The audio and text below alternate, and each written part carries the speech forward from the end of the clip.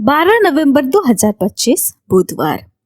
पहला पाठ प्रज्ञा ग्रंथ अध्याय 6 पद संख्या 1 से 11। हे राजाओं, सुनो और समझो, पृथ्वी भर के शासकों, शिक्षा ग्रहण करो।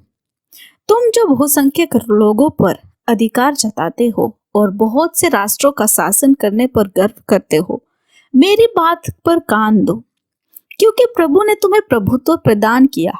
सर्वोच्च ईश्वर ने तुम्हें अधिकार दिया।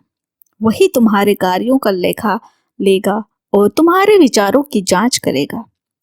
तुम उसके राज्यों के शासक मात्र हो, इसलिए यदि तुमने सच्चा न्याय नहीं किया, विधि का पालन नहीं किया और ईश्वर की इच्छा पूरी नहीं की, तो वह भीषण रूप में अचानक तुम्हारे सामने प्रकट होगा, क्योंकि उच्च अधिकारियों का कठोर न्याय किया जाएगा। जो दीनहीन है वह क्षमा और दया का पात्र है, किंतु जो शक्तिशाली है उनकी कड़ी परीक्षा ली जाएगी। सर्वेश्वर पक्षपात नहीं करता और बड़ों के सामने नहीं झुकता, क्योंकि उसी ने छोटे और बड़े दोनों को बनाया और वह सबों का समान ध्यान रखता है। किंतु शक्तिशालियों की कठोर परीक्षा ली जाएगी। इसलिए हे शासकों, मैं तुम्हें शिक्षा देता हूँ, जिससे प्रज्ञा प्राप्त करो और विनाश से बचे रहो।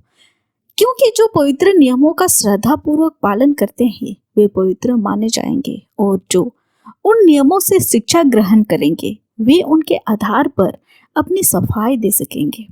इसलिए मेरी इन बातों को अपनाओ और इनका मनन करो, जिससे तुम्हें शिक्षा प्राप्त हो जाए। यह प्रभु की वाणी है। ईश्वर को धन्यवाद। भजन अनुवाक्य। हे प्रभु, उठ खड़ा हो जा और पृथ्वी का न्याय कर। निर्बल और अनाथ की रक्षा करो, दरिद्र और दीनहीन को न्याय दिलाओ। निर्बल और दरिद्रों को बचाओ, उन्हें दुष्टों के पंजे से छुड़ाओ।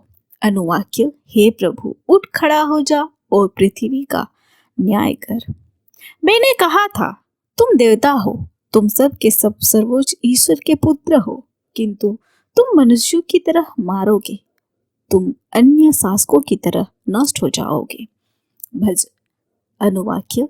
हे प्रभु, उठ खड़ा हो जा और पृथ्वी का न्याय कर। जय घोष। हालेलुया। आप लोग सब बातों के लिए ईश्वर को धन्यवाद दे, क्योंकि यीशु मसीह के अनुसार आप लोगों के विषय में ईश्वर की इच्छा यही है। हालेलुया।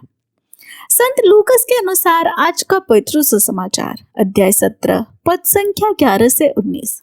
यीशु यरूशलेम की यात्रा करते हुए समारिया और गलीलिया के सीमा क्षेत्र से होकर जा रहे थे। किसी गांव में प्रवेश करते समय उन्हें 10 कोढ़ी मिले। वे दूर खड़े होकर ऊंची स्वर से पुकारने लगे, हे यीशु, हे गुरु, हम पर दया कीजिए। यीशु ने उन्हें देखकर कहा, जाओ और अपने को याजकों को दिखाओ। और ऐसा हुआ कि वे रास्ते में ही निरोग हो गए। तब उनसे एक यह देखकर कि मैं निरोग हो गया हूँ, ऊंचे स्वर से ईश्वर की स्तुति करते हुए लौटा।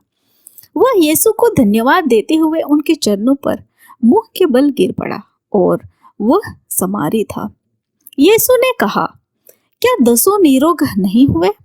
तो बाकी नो कहाँ है? क्या इस परदेसी को छोड़ और कोई नहीं मिला जो लौटकर ईश्वर की स्तुति करे? तब उन्होंने उससे कहा, उठो और जाओ, तुम्हारे विश्वास ने तुम्हारा उद्धार किया है। यह हमारे प्रभु यीशु ख्रिस्त का सुसमाचार है। ख्रिस्त की जय। तो आइए आज के पाठ पर थोड़ा सा मनन चिंतन करते हैं। यीशु में हमारा विश्वास हमें किसी भी गंभीर बीमारी से भी ठीक कर सकता है।